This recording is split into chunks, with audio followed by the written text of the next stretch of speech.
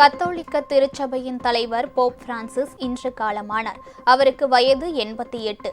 பிரதமர் மோடி உள்ளிட்ட உலக நாடுகளின் தலைவர்கள் பலரும் போப் மறைவுக்கு இரங்கல் தெரிவித்துள்ளனர். கத்தோலிக்க திருச்சபையின் தலைவராக இருந்த போப் பிரான்சிஸிற்கு கடந்த பிப்ரவரி மாதம் நிமோனியா காய்ச்சல் பாதிப்பு ஏற்பட்டது.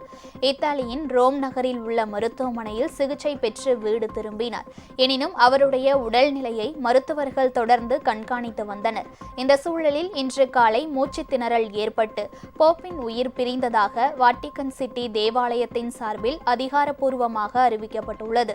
போப் பிரான்சிஸ் மறைவுக்கு பிரதமர் நரேந்திர மோடி உள்ளிட்ட உலக தலைவர்கள் பலரும் இரங்கல் தெரிவித்துள்ளனர். நேற்று ஈஸ்டர் திருநாளை ஒட்டி வாட்டிகன் சிட்டியில் மக்களுக்கு போப் பிரான்சிஸ் ஆசி வழங்கிய நிலையில் இன்று அவர் உயிரிழந்ததால் உலகம் முழுவதும் உள்ள கிறிஸ்துவ மக்கள் கவலையடைந்துள்ளனர்.